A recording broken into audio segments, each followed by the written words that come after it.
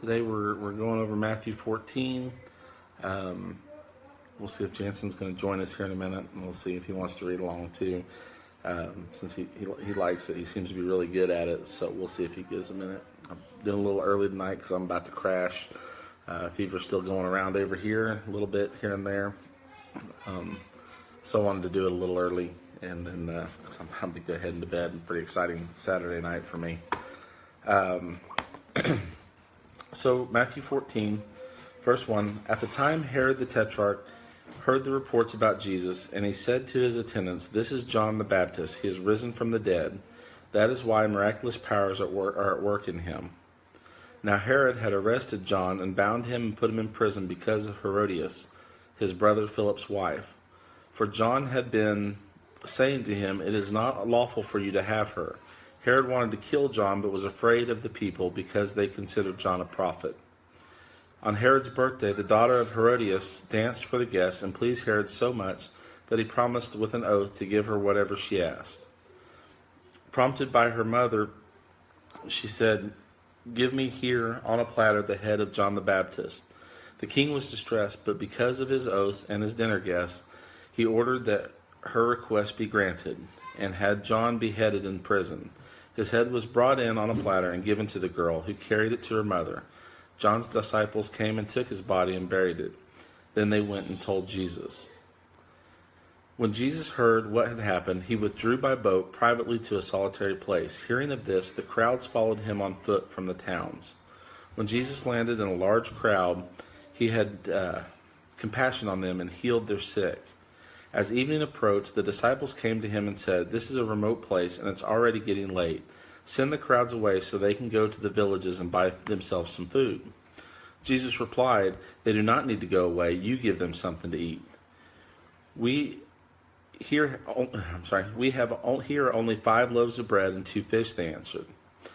Bring them here to me, he said. And he directed the people to sit down on the grass. Taking the 5 loaves and the 2 fish, looking up to heaven, he gave thanks and broke the loaves. Then he gave them to the disciples, and the disciples gave them to the people. They all ate and were satisfied, and the disciples picked up 12 basketfuls of broken pieces that were left over. The number of those who ate was about 5,000 men, besides the women and children.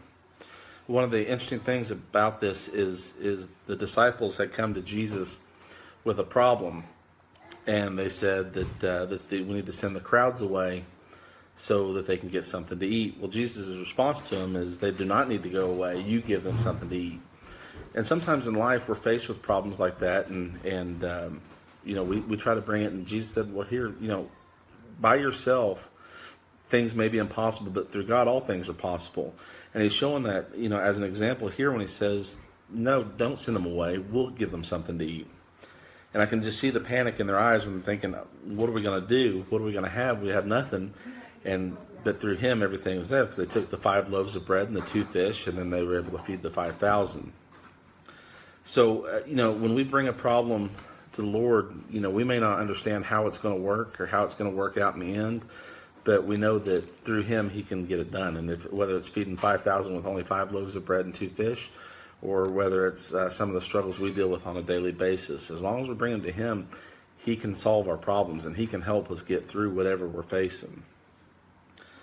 So I always picture that as them trying to tell Jesus, hey, we got a problem, and Jesus like, no, we don't have a problem, because he can fix it. Immediately Jesus made the disciples get into the boat and go on ahead of him to the other side, while he dismissed the crowd. After he had dismissed them, he went up on the mountainside by himself to pray. Later at night, he was there alone, and the boat was already a considerable distance from land, buffeted by the waves because the wind was against it. Shortly before dawn, Jesus went out to them, walking on the lake. When the disciples saw him walking on the lake, they were terrified. It's a ghost, they said, and cried out in fear. But Jesus immediately said to them, Take courage, it is I, do not be afraid. Of course, Peter, coming back with another question, Lord, if it's you, Peter replied, Tell me to come to you on the water. So Jesus says, well, come on. He's telling you, you want to test it? Let's go. Come on out here. And Peter got down out of the boat, walked on the water, and came towards Jesus. But when he saw the wind, he was afraid, and beginning to sink, cried out, Lord, save me. And I can always imagine this, because really, you don't practice to walk on water. The fact that Peter says, Lord, if it's you, tell me to come to you. And so he does. And technically now there's two people that have walked on water, because Peter did walk on water for a short distance. As long as his eyes and his sight was on Jesus, he was able to accomplish it. And so these two stories go in really well together, because no one can walk on water other than Jesus. Now, Peter was able to because he was focused on Jesus. And we can do anything as long as we keep focused on him. And we keep him as our end goal. And that's one of the big things. Here we face a problem with feeding people. But as long as we bring our problem to Jesus and he can solve it, we feel like we're, as long as we stay focused on him, Peter was able to walk on water. But once he took his eyes off of him, and it says, Peter got down out of the boat, walked on the water, and came toward Jesus. But when he saw the wind, he was afraid, and beginning to sink, cried out, Lord, save me. He lost his focus. He lost his desire to keep his eye on Christ, because he starts seeing the world around him and the swirling torrent of water and the problems that are going on all around him. Kind of like we do in the world today. It's really easy for us to get distracted by the world around us. If he would have stayed focused, he would have made it there and would have been fine. But when you start looking around at all the things that are happening, you start to sink. And just like literally Peter sank, we can sink too in the world. So immediately Jesus reached out his hand and caught him. He says, you have little faith, why did you doubt? And then they climbed into the boat, the wind died down. Then those who were in the boat worshipped him, saying, truly you are the Son of God. And they're there with him. They're seeing all this happen. They're seeing Peter able to walk on water as long as he was Jesus and focused on him. They're seeing that though the storm was raging, once Jesus was there in their boat, and similar to if Jesus is in your life, the storm may rage around you, but you have a sense of calm and you have an ability to weather that storm through Jesus.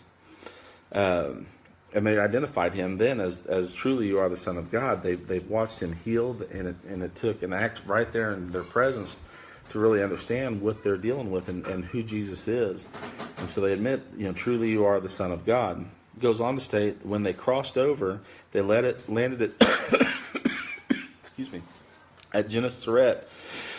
And when the men of that place recognized Jesus, they sent word to all the surrounding country. People brought all their sick to him and begged him to let the sick just touch the edge of his cloak, and all who touched it were healed. And that's the power of Jesus Christ, and the fact that, these people had such a strong belief that all they needed to do was just touch the hem of his cloak and they would be healed. That's faith. That's the faith that we need to have.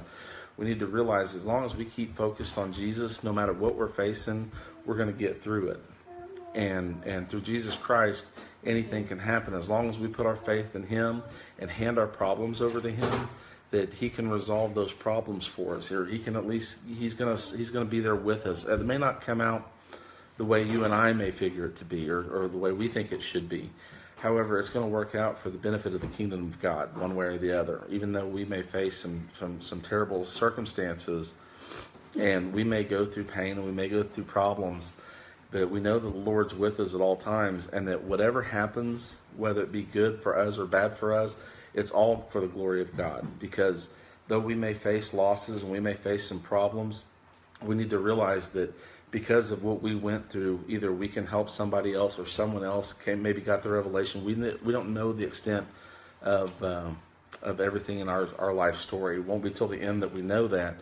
And we don't know how God's working in different ways. So it's important for us to keep focused on Jesus and trust in God's ways, because his will be done, and his will be done on earth, like it says in the Lord's Prayer, as it is in heaven. That's our focus is Lord, your will be done, to help me through whatever it is I'm going through. And a lot of times we see that and not always get the answer we want, but it's the answer that's right for the glory of God. And I know that's really hard sometimes, especially when you're facing doubt, or you're facing death or some major illness. It's important that we realize that there's a grander scheme. God's got a plan for this entire world, and we're here to play the part that God calls us to do.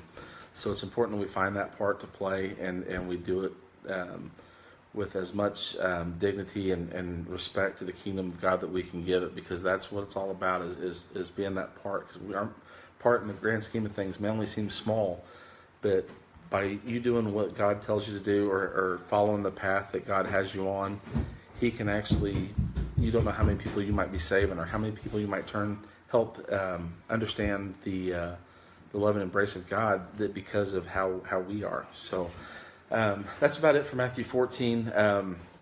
We'll keep going tomorrow with Matthew 15 and keep going through there. I appreciate everybody watching. If you guys have any questions or anything comes up, please let me know. Lord bless you and keep you. The Lord make His face shine upon you and be gracious to you. The Lord lift up His countenance upon you and give you peace. Y'all have a great evening.